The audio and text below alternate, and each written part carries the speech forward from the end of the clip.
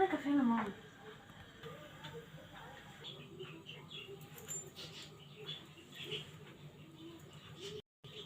السلام عليكم ورحمة الله وبركاته. أعزائي الكرام، أحبابنا في مصر وخارج مصر، يا رب تكونوا دايما بخير وبصحة وسلام. النهاردة هعمل معاكم طريقة العزيزية الدمياطي، ومقاديرها سهلة وبسيطة. معانا هي قدامكم. معانا رتل لبن، معانا 75 جرام شعرية، مكرونة شعرية، فانيليا، سكر، طبعا السكر على حسب بودر، ومعانا 5 معالق من النشا. وهنروح نرفع على النار الشعرية، هنسلقها كويس، مش هنعملها نص سلقة زي ما البعض يعني بيقولوا. لا، انا هسلقها سلقة كويسة عشان لما تتضرب بالهاند بلندر او الخلاط تبقى دايبة دوب ونعمل كريمة. يلا خليكم معانا وتابعونا لاخر الطريقة. وهنا الشعرية هي معانا سلقناها هي سلقة كاملة زي ما انتوا شايفينها معانا اهي. تمام. هنحط عليها اللبن، رتل لبن، يعني كيلو لبن على البارد.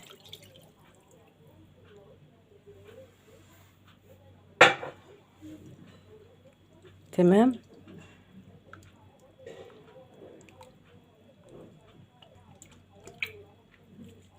هنيجي صبينه في شفشق الخلاط اهو معانا.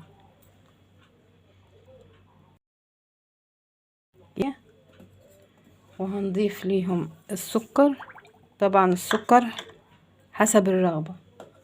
هنحط معلقتين من اللبن البودر هم،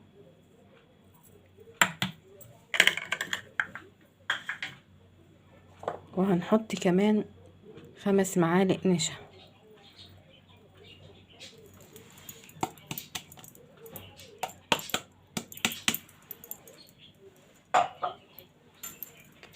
وهنقلب كل الخليط ده مع بعض، وهننزله في الخلاط نضربه زي ما انتوا شايفين كده. هننزل كل الخليط ده في قلب الخلاط. خليكم معانا. وهنا حطيت كل المكونات اهي في الخلاط زي ما انتم شايفين، وهنضربه. هتبقى كريمة زي الكريمة الناعمة.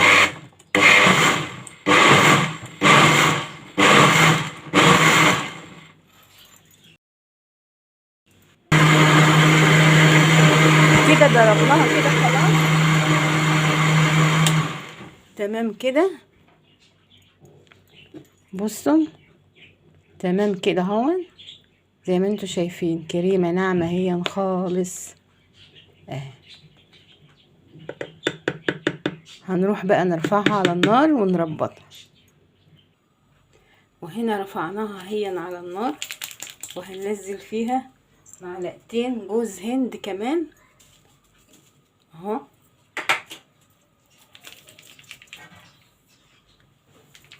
وهنحط فيها كيس الفانيليا عشان يديها طعم وريحة حلوة.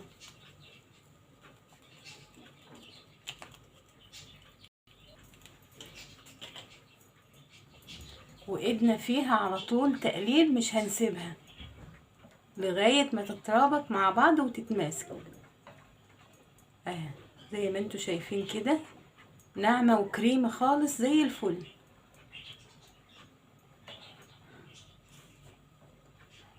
هنحط فيها كمان مكعبين زبدة، مكعبين زبدة.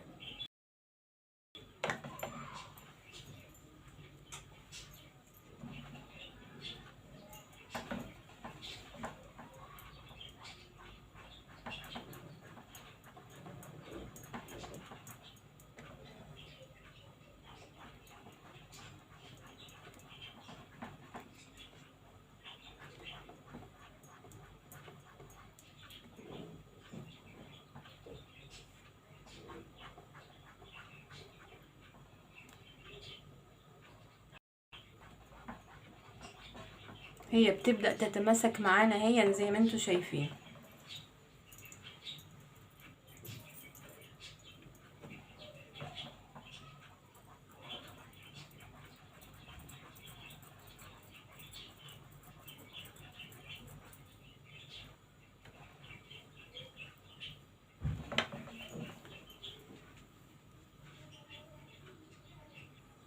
وهنا طالما بقبقت كده معانا زي ما انتوا شايفين كده اهو، تماسكت معانا هي خلاص، يبقى كده دخلت في السوا واتمسكت مع بعض.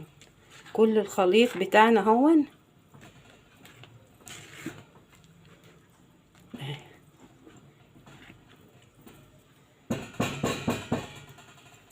اهي.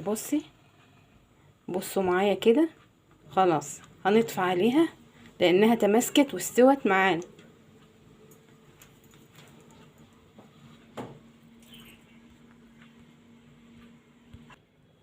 وهنا معانا صينية مقاس 25 دهنينها طبعا، وهنصب فيها الخليط بتاعنا.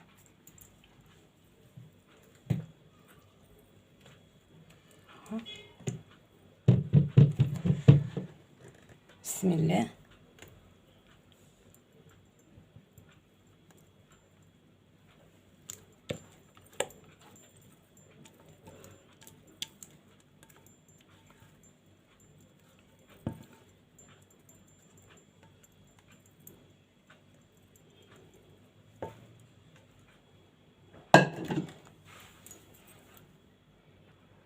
طبعا المقادير معانا مظبوطة 100%. اللي هيعمل نفس المقادير دي هتطلع معاه مظبوطة عالشعراية. بس هنعملها كده ونخبطها خبطتين كده بس عشان تتساوي بتاع 10 دقايق او 5 دقايق، عشان نقدر ندهن وشها بالزبدة ونرش على وشها السكر. يا اما لازم ترشوا يا سكر ناعم ابيض، يا اما عسل نحل لو فيه عسل نحل. وهنا خلاص يا جماعة كده اتشمعت معانا هي، بدأت ناشفة اهي خلاص اهي. فهنلمع بقى وشها بالزبدة، وانا مشغله الفرن مسخناه. بعد كده هدخلها الفرن وهنفتح عليها الشوايه عشان تاخد وش كده لون حلو، ونطلعها. بسم الله الرحمن الرحيم.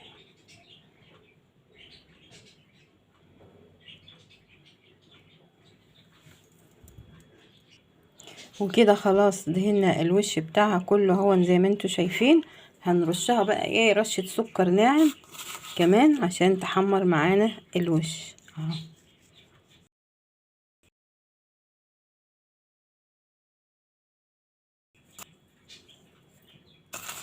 بس لازم يكون سكر ناعم، ما يكونش سكر من الخشن. كده تمام. هنروح بقى ايه ندخلها على الفرن تحت الشواية. وهنا عملنا احلى فنجان قهوة على بال ما العزيزية بتاعتنا تطلع. وهنا العزيزية طلعت اهي من الفرن زي ما انتوا شايفينها، جميلة وناشفة اهي. بصوا وشها محمر وناشفة وحلوة اهي، وشها بيلمع. اظن المقادير اللي انا عملتها سهلة وبسيطة وفي كل بيت، وممكن اي حد يعملها بالمقادير اللي انا عملت بيها دي. اي ست بيت دلوقتي تقوم وتعملها، حاجة جميلة وسهلة وبسيطة ومش هتاخد منها وقت.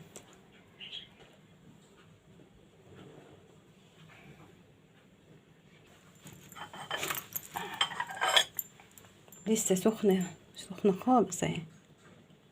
بسم الله. هنزلها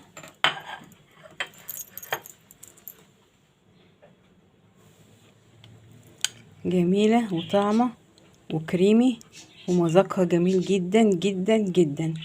وكل اللي يجربها معانا الوصفة دي ما ينسناش في اللايك والشير والسبسكرايب يوصل لكم مننا كل جديد، ونتقابل تاني في وصفة جديدة، والسلام عليكم ورحمة الله.